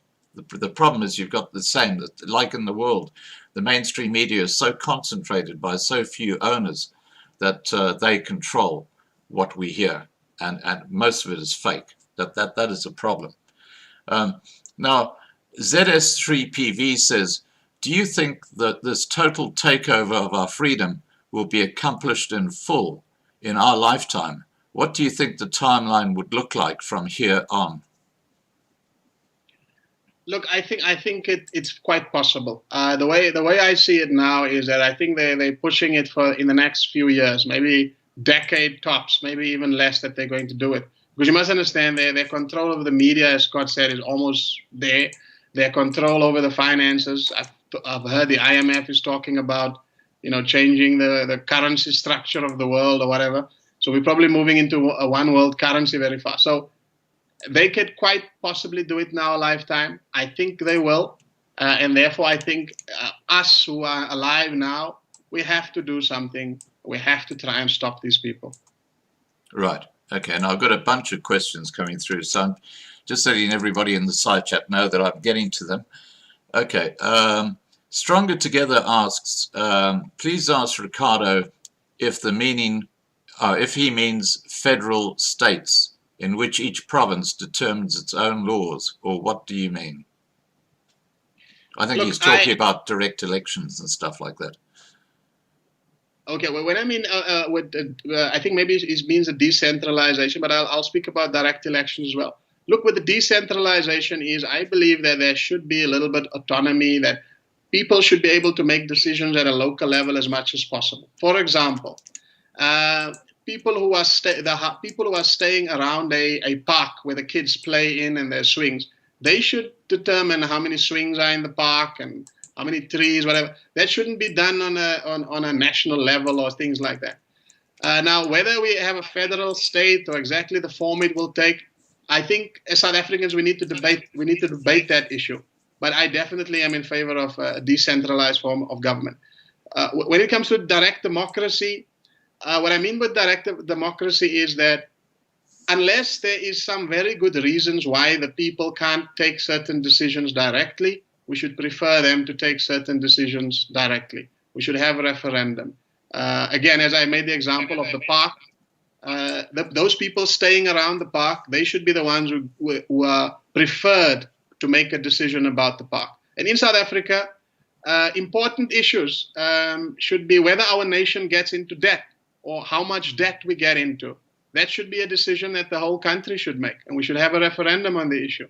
So when I mean direct democracy, I mean it in that sense. Right. That there are some things we should let the people decide. Okay, now, Hypo's asked, does Ricardo have a political party? Well, you have the Republic Party. Yeah. And do you have a Twitter or Facebook account so people can find you? They can go to our website, republicans.org.za. Okay, republicans.org.za to go to Ricardo's political party. Okay, now, Alan Morris has asked, please ask Ricardo for his viewpoint on the farm murders in South Africa. Is this targeted white genocide? I think it is both, to be honest with you. I think directly, yes. I think people are going after. I don't know if it's a genocide, to be honest, but I think people are trying to scare people off their land. They obviously killing people. I think it's very organized. I think obviously the intent and consequence behind that is going to be food shortage in the country. So then it's going to be an extension of trying to murder through starvation a larger portion of our population. So yes, I think it's a terrible thing that is happening in the country, and I think there is an attempt there to threaten or to a genocide of our country. But I think it's the entire country, because if there's no food production, we all starve. And if someone is trying to cut off the food production, they're trying to kill all of us, black and white. But again, the tactic is, as people must understand, divide and rule. That's how you defeat your enemy. And the idea here is to ensure that farmers feel that they are being isolated, they are alone, and so they don't reach out to the rest of the population so they can work together. But the consequence of this attack will result in the destruction of the entire country. Right. Now, just to Bev Sterrett. Bev, I'm going to include your question into the next segment that I discuss with Ricardo, because that's very relevant to what we'll be talking about. DJ Mkeza says, okay, DJ Mkeza, that's the same as Bev. I will include that in the discussion I have in a moment with Ricardo on that. Okay, let's just see if there are any other questions. Okay, Sovereign Eyes says the EFF is behind the farm attacks, I think. Do you agree? And I just want to put a rider on that. On this channel, we don't refer to the EFF as a political party. We refer to them as the terrorist arm of the ANC. That's how we now recognize the EFF. But just to that question, what do you think? Look, I at this stage, what I see here is obviously they've made quite a lot of statements that one could infer that is encouraging this or part of it, etc. There's not a lot of information publicly to say exactly what's their involvement, are they directly involved or not. But what I can say is that there is something strategic going on behind this, something organized behind it. What exactly is the situation, I'm not sure. But the EFF, at least indirectly, are not being very responsible in their statements, inflammatory, and they have some responsibility to bear in the situation. Okay, well, I know that Neil de Beer of UIM is taking Julius Malema personally to the Constitutional Court because he takes out an oath when he becomes a member of Parliament not to do anything that would harm the country. And what he's doing is clearly harming the country, and the aim there is to get him thrown out of Parliament. and so he can no longer be a member of Parliament. But that's going to be a very interesting development. Now, Gavin James is. You carry on. Sorry, if I may, I just want to add as well. Look, when people look at Julius Malema, look, there is some very strange things around him and his behavior that one should look at carefully, and his relationship to the ruling party and the government. I would say, if you want to properly understand him, look at him in the same light as Eugene Terblanche in the past. So Eugene Terblanche had a similar persona. He went around, being inflammatory, being extremist, humiliating the black population, taunting them, and you have similar kind of behavior from Julius Malema now. And as well, Eugene Terblanche seemed to be above the law then. He could do whatever he wants and get away. And you have a similar situation here. So people should look at it in that context. It's definitely fishy. It's definitely strange what is going on there. But I think if you want to understand it better, compare those two, and one would have a better understanding of perhaps what's going on. Right. Okay, I'm sorry. I'm just going through the questions just to see what we got left here. Okay. Gavin James has asked, please ask Ricardo what his views are on the legalization of cannabis and whether he thinks that it could help save our economic situation. That's if the ANC doesn't claim the monopoly.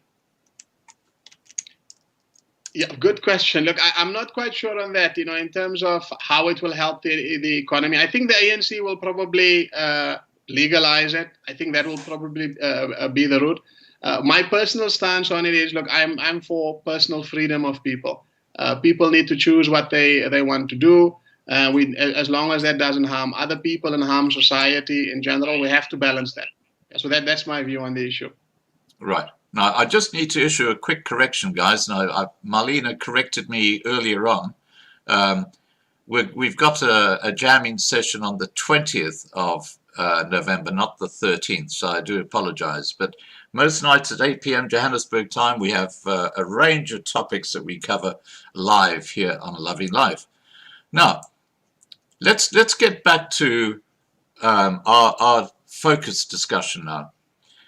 Let's look at the way forward. Now, Bev Sterrett has asked, and a couple of other people asked the same question, and I've just thrown it into this section of the live stream. How does Ricardo see us getting the ANC out of power?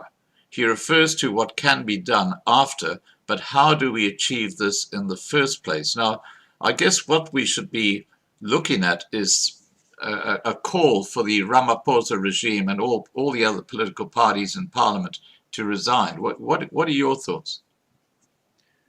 100%. Look, I'm working on this at this stage. I'm trying to reach out to other, political leaders and people in society, civil society leaders, for us to design the future, for South Africa, so that we can take this design and present it to the South African people to decide and to see what's the best way to do. So yes, I'm working on that. But in a nutshell, what needs to happen here is we need to have, I personally think there is enough here, and soon I will make the call directly to the president and to Parliament that they should resign. They should do the right thing. It would be in the best interest of the country for them to resign. The people I believe that they've led us into this kind of crisis. His government is corrupt beyond repair. If he's honest that, he's taken poor executive decisions, and those decisions have led us into crisis. He's just lied.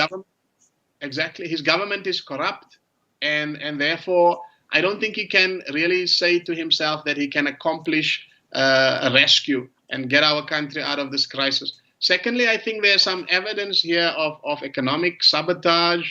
I think there's some evidence of harm to our population. For example, the vaccine push. The vaccine push here it's got a lot of question marks around it. It's got question marks on, is there potential collusion and corruption with these pharmaceuticals? It smells like it. It looks like it. And we have a situation where vaccines can be dangerous. And these vaccines have been pushed without the normal checks. You are calling for the entire country to take them. This sounds harmful decisions and approach that you are taking to the country.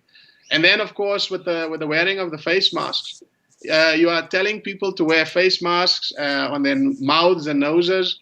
You are not telling them what is the safe, because you must understand, you restrict someone's mouth and nose, they could die. And so it's not a light thing to do. So you don't give proper specifications on what kind of cloth, how the cloth should be, what is the safe way for parents to put it on their children, what happens if you've got asthma, if you can't. None of these other health warnings are given with this. So for me, this is irresponsible, it is dangerous, it is harmful. So his government has become harmful to the country. So for those reasons, they should resign. Parliament as well. Parliament has been unable to stop this regime from taking away people's rights and all of that. So Parliament should resign as well, etc. And so we need to make this call to them, and we need to have an interim government in place because our country has an emergency. So instead of us having a local election next year, we should have an urgent national election to elect a interim government, and that can steer us through this crisis. And if Ramaphosa feels, look, he's been sincere, he hasn't done anything wrong, then at least let's put it to the people.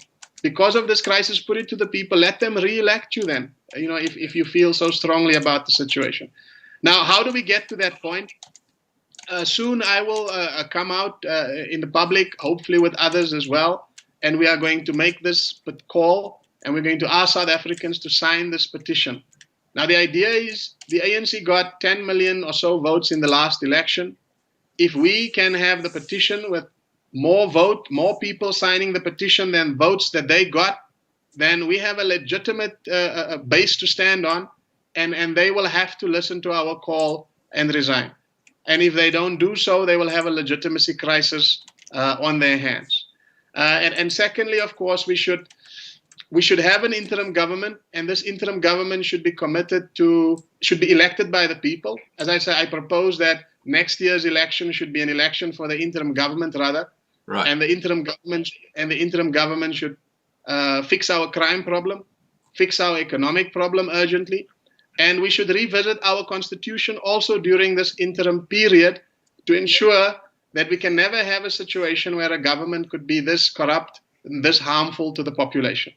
Now, I just want to make a point here. Don't you think where they got it wrong in 1994 is that pre-1994 you had career politicians who were ministers in different portfolios, and they knew exactly what they were doing, okay? Because they'd had years and years and years going through the ranks in politics and learning the ropes. Now, what happened after 1994, when the ANC came in, was you literally had ANC members or members of parliament who previously had been terrorists. They'd been out there, causing trouble and fighting in the bush, and they didn't have an idea how to run a portfolio like, let's say, health. They wouldn't have had a clue.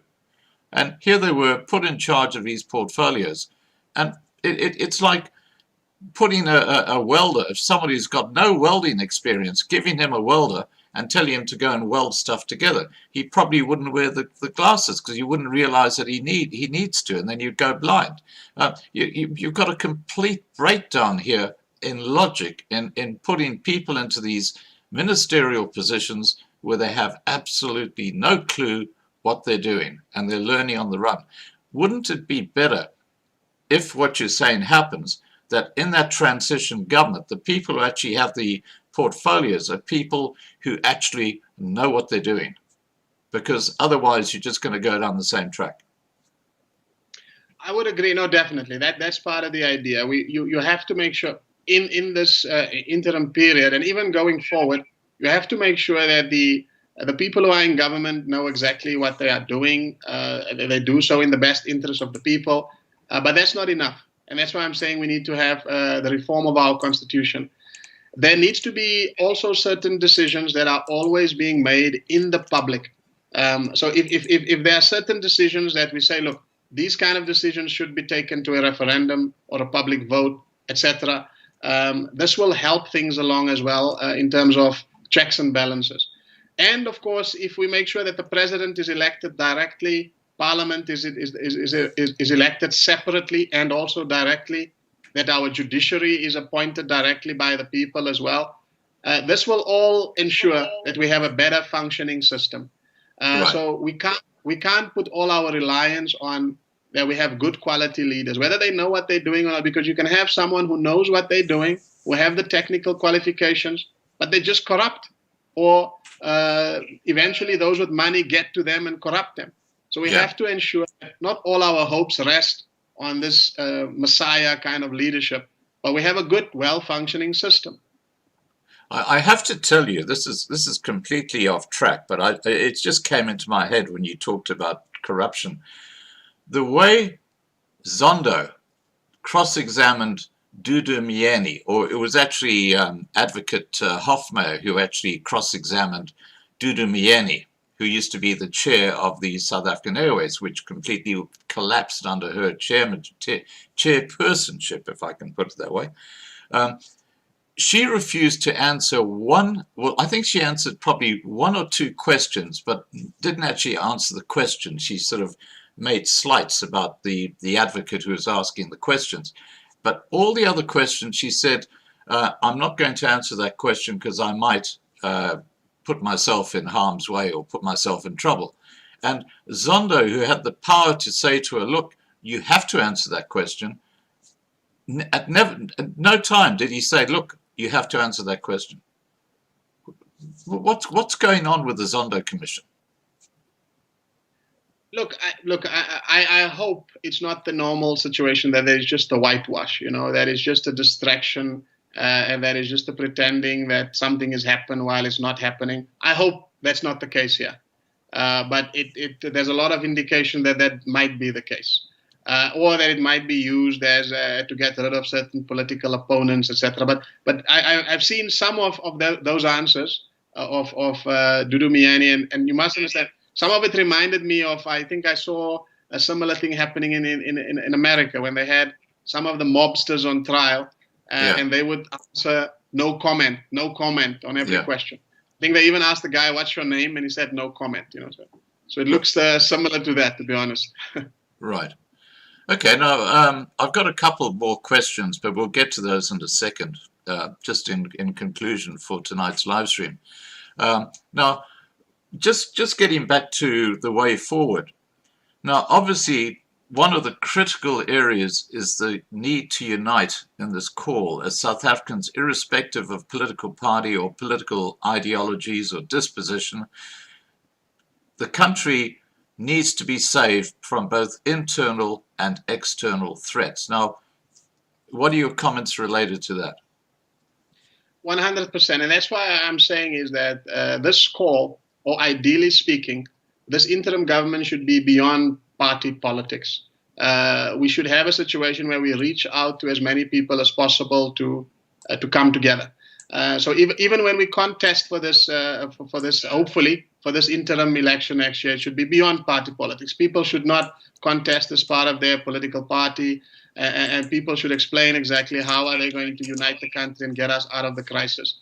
Look, this is a crisis, and a crisis itself could be the means of uniting this country. But the people have to understand we are all experiencing this crisis. We are up against a very, very powerful opponent, an enemy. But this enemy is only powerful if we are divided. If we are united, then we are actually more powerful than the enemy. So yes, the interim government shouldn't be an ANC government or a Republican Party government or anything. It should be an interim government in the interest of the people beyond. And number two, the interim government should operate on direct democracy. So the interim government, there shouldn't be parliament in the interim period because we wouldn't have a complete constitution. We have to revisit the constitution. So in this interim period, one of the checks would be policy will have to revert back to the people. So we'll have to get the IEC involved here, and we'll have to have an interim government that is going to be very skilled simplifying policy and putting it to the people for referendum. so that we can govern in that manner. Right. Okay. Now I've got So I've got two final questions from the side chat. DJ Mexer says, what are the advantages and disadvantages of this COVID-19 app? Is it a right thing to have, or is it just a trap? Look, personally, I would not recommend it because I think it's too much. It's surveillance. This is communism. Yeah. This is surveillance on people. I don't think like I say to you, our president is telling people to put face masks on their face that could potentially be harmful, and he is not giving them any directions to say what kind of cloth or anything, or to say how to make sure it is safe on your children, or when you are jogging and you're not breathing well. None of these directions are given. So therefore, and this face mask could kill people if it's not worn properly or all of that. Yeah. So therefore, I would take everything else he says with a pinch of salt. So I would say to South Africans, please consider this carefully. And I think they're not at this stage making it a law or compulsory for you to put this on. So I would not recommend people to do that, to be honest with you. Right. Well, the World Health Organization themselves say the only time you should wear a face mask is when you feel unwell. If you feel well, you shouldn't actually have a face mask on, because it actually can cause complications with your health. Now, just getting back to the app, I actually had an email yesterday from a young lady who actually teaches the Chinese English over the internet. And she's working through an organization in China. And they gave her an ultimatum by email that she had to download an app onto her phone so that they could monitor whether she missed online classes or all this sort of stuff. That was the excuse. She got a friend of hers who's a very, very smart IT guy to have a look at to see what they would actually capture if you loaded this app onto your phone. And basically what the app did was not just do what they said it was supposed to do. This is this Chinese organization, but it recorded all your phone calls. It recorded every message you sent out. It recorded copied every photo that you took. Everything you did on that phone, that mobile phone, was copied back to their database. Quite extraordinary. And there was absolutely no reference to that at all when they said you need to download this app. It was made to be, we want to check to see if you actually attend, holding these classes. So apps are very, very dangerous things, and I have very few apps on my phone, believe me. Okay, now I've got okay, Forest Man says, does Ricardo foresee a civil war in South Africa? I hope not, but that it's quite possible. Look, if you have a situation that we're having now, with so much fear going around, panic, uncertainty. I mean, I just heard a very sad situation, I think in the last week or so, where a matriculant just before the exam committed suicide. It saddened me a lot, because that's indicative of the situation in the country. A lot of hopelessness, desperation. Yeah. So in that situation, it's very, very possible. The efforts that I'm trying to do now is to prevent that. And as a nation, we should try our best to prevent that and find other means to relieve this pressure. But it's quite possible. Right. Now, I just want to address one comment in the side chat. It's from Mike Simpson, who says, at Loving Life, just got a reply from that Debbie White saying that any inquiry must go to the editor. Now, Debbie White brought out an article following the Anchor video, which I talked about, which was the one that appeared in the Sun newspaper yesterday, or the day before yesterday, I've forgotten when.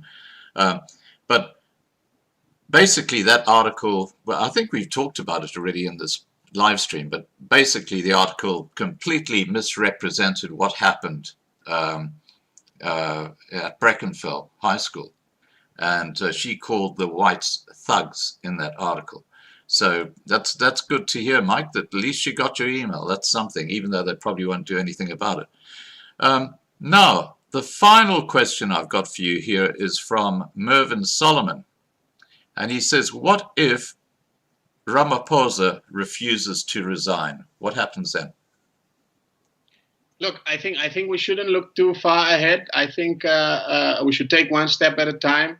I think he would. I think if I read his personality correct, if there's millions of South Africans that stand up and speak up, I think he will back off. The taxi industry said to him, "We're loading full passengers, and Mr. President, we don't care." And what did he do? He backed off. I don't know if you guys remember when Zuma didn't want to resign, he was Mr. Negotiations and all of that, but he couldn't convince him. We're dealing here with a president in office that the reason why he's the chosen man of the New World Order is because he backs off. So I think let's all stand up. Let's put our hands together. And if we can get to 10 million people or so on a petition, I think he will back off. Right. Okay. I just want to address the people watching right now. We've got about 650 people watching right now, which is a good number. And please remember to subscribe to be kept informed, to subscribe to the Loving Life channel. We have live streams most nights at 8 p.m. And I've really enjoyed our discussion again, Ricardo. You know, as so many people have said in the side chat, you know, you obviously know what you're talking about, and they're very, very impressed and have enjoyed listening to what you have to say. What I'd like to do in closing off this live stream is ask you, firstly, is there anything you think we've missed when it comes to the subject of crises in South Africa? No, I think it had been quite thorough. I think we've covered everything. Okay. Then what I'd like you to do is perhaps make a closing statement to the people who are watching now and people who might watch later. Is there anything you'd like to say to people in South Africa and around the world? Because we have quite a few people from around the world who follow the channel as well. Yeah. Now, I just want to say, firstly, thank you for everyone that has been listening. And I want to say, look, we are going through very, very, very tough times here. And there are people in the world who have plans for us. They want to do certain things to us. They want to dominate us, etc. But we are also entities. We are agents. We can also resist them. And this is a time in our lives now that we have to act. We must not be on the sidelines. We must let our voices be heard. This is exactly the thing that they fear. So try to build your courage. You can do it. Don't stand idle. Put your hand to other people's hands and resist. They are trying to win. They are trying to dominate us, but they haven't done it as yet. And there's people like myself who are still fighting. So please fight along with us, and we will overcome. And South Africa, we are a very important part in the world. I think we have a big opportunity for us to turn things around and to be an example to the world. We can do it. We are a microcosm of the world, and we have all the ingredients to make this a success. But people have to understand there is no tomorrow unless we fight for it today. Right. Now, just in closing, your website is republicans.org.za. Definitely, Scott. Thank you.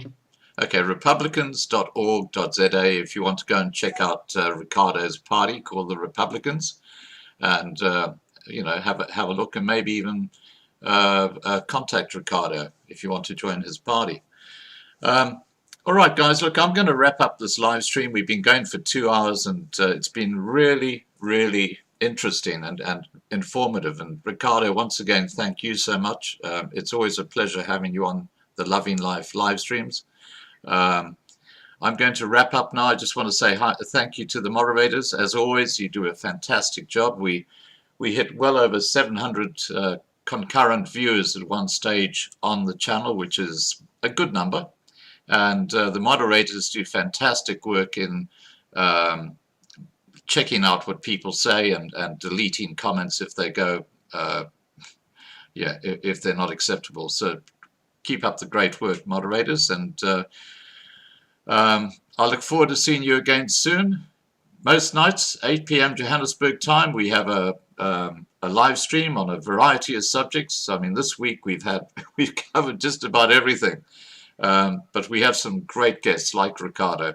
So with that, I'm going to say, please take care, everybody, and I'm going to wrap up this live stream. And once again, thank you, Ricardo. Thank you very much, and good night. And finally, guys, look, I'll leave the side chat open for a couple of minutes so you can say your goodbyes. I'll leave it open for about 5 minutes. All right, guys, take care, and please remember to subscribe to Loving Life to be kept informed, and hit that like button. Bye for now.